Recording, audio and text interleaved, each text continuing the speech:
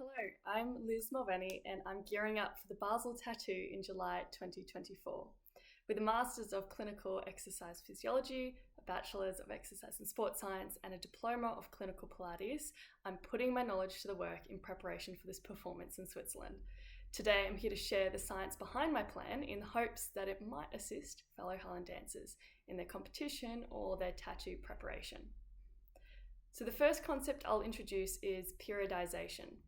This is systematically shifting training principles, so volume, intensity, technique, from general non-specific activities of high volume and low intensity towards activities of low volume and higher intensities over a period of many weeks and months. So the aim of this is to reduce the potential for overtraining and injuries while optimizing performance capacities. Overtraining syndrome is the psychological and physiological negative adaptation to training characterized by three phases: 1, staleness, 2, overtraining, and 3, burnout. This is really common in competitive athletes who don't manage their load. So let's look at how we can manage our load appropriately. I'll break it down into 3 types of load: volume of training, intensity of training, and technical training. You can see at the bottom of the graph here, we have 4 phases of training as well. So prep, transition, comp, and active recovery phases. So we can see here in our prep phase, we have high volume of exercise training, low to moderate intensity, and low technical work. So for us, that means not as much dance technique work at this point. But as we move through and get close to competition, or in my case, the Basel Tattoo, the volume drops off, but the intensity and the technique peak. And then after the tattoo or your comp season, training loads taper off into recovery. This may seem overwhelming, so let's break it down further into each phase. So first, prep phase is where we want to establish a base level of conditioning to increase your tolerance for more intense training. So like we said, high volume but low to moderate intensity. So we have our components here. So strength endurance training, that low moderate intensity, 50 to 75% 1 repetition maximum, and high volume, so 3 to 6 sets of 8 to 20 reps. Also adding in some aerobic endurance training, low to moderate intensity, around that 60 to 75% heart rate maximum in high volume. So over 20 minutes per session over 3 days per week. As well, we'll alternate from strength endurance to basic strength, which is at a high intensity, so 80 to 90% 1 rep max, moderate to high volume, so 2 to 6 sets of 3 to 6 reps. Here we're also increasing our general athleticism and building a strong musculoskeletal system through the basic strength and the strength endurance training components. The transition phase is the link between preparation to the competition period. We move away from work capacity and shift towards strength and power development whilst reducing fatigue. So you can see we've got strength power training now. So low to very high loads depending on the type of exercise. Low volumes, 2 to 5 sets, 2 to 5 reps. And basic strength we continue with like before. Meaning we go from doing our base building in the prep phase into Highland dance specific fitness characteristics, hence the inclusion of power training. For example, that could be plyometrics training and or high velocity strength training. And because these are very high intensity, we do it in low volumes to dissipate that fatigue that we built up in the prep phase. Now into the comp phase. This phase occurs during your competition season or for the duration of the tattoo. The aim of this phase is to maintain fitness, quality, and strength. AKA, you're not trying to gain any more strength or fitness. So we've just got our strength maintenance outline there: moderate to high intensity, 85 to 93% 1 rep max, low to moderate volumes, 2 to 5 sets of 3 to 6 reps. Now, the plan doesn't end there. The final phase is the active rest phase, also called restoration. Here we aim to rehab both physically and mentally and engage in leisure forms of physical activity. Give yourself space away from intense and structured training. Here is a nice visual of what we've covered. We have our macro cycle. For me, that's between now and August. Then we have it broken into our mesocycles, our prep phase being the longest before heading into the transition phase, then into the comp phase, which for me is the day I land in Basel, followed by the active rest phase. And at the bottom row here, you can see the training focus within each mesocycle.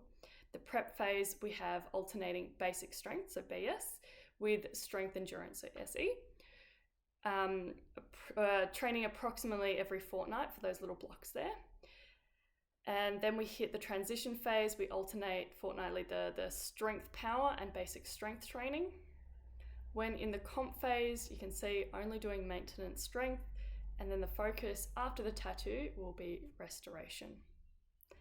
Now, of course, if this looks overwhelming and looks nothing like what you're currently doing, then you do not go straight into doing this much training, right?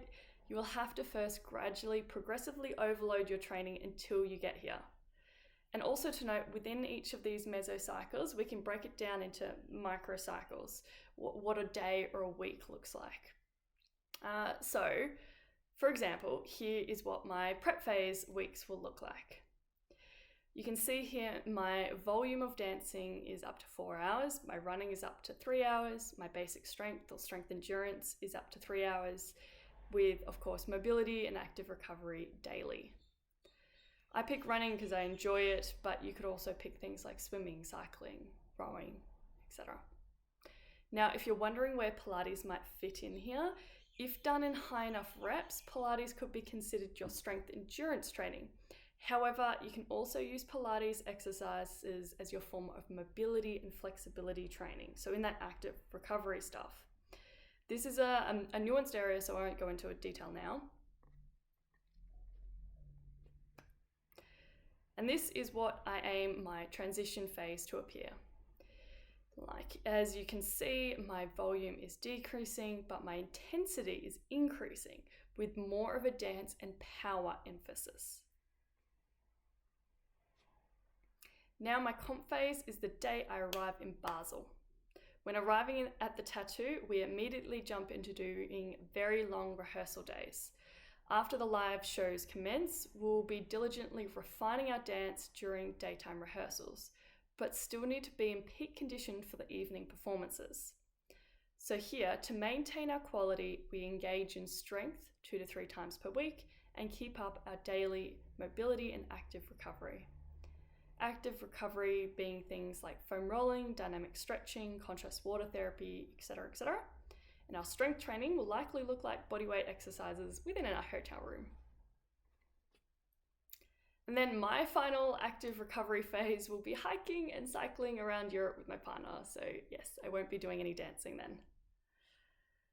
Now, you still may be someone who is still a bit concerned about other forms of exercise that are not just Highland.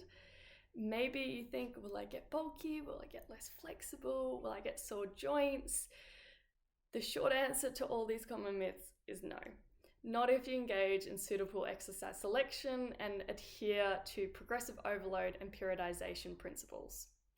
Here is some quick and basic physiology behind the why.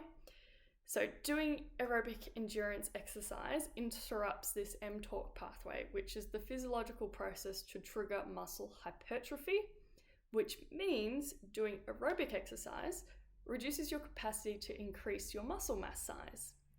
So you might then think, well, is there even any reason to do resistance training if the benefits are blunted anyway?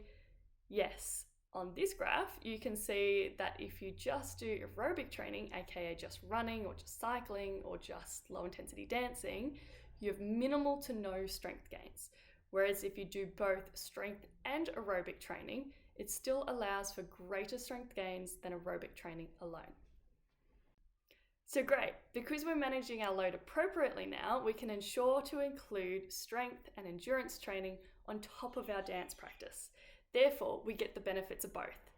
And we know strength training gives us improved muscle strength, improved fiber contractility, improved neuromuscular control, improved stability, improved proprioception. There's so many benefits, right? And then we also get the benefits of aerobic endurance training. So improved oxygen transport, improved oxygen utilization around our body, and therefore improved lactate threshold, aka we can dance at a higher intensity for longer before hitting fatigue. So to summarize, the benefits of following a periodization protocol in managing our load means we reduce our risk of overtraining syndrome, reduce the risk for injuries and illnesses, and create a more resilient body, leaving us to be in our best condition for when we hit the stage. Thank you for listening. Please feel free to share to whoever you think may need to hear this, and I hope to see your comments and feedback soon. Thanks again.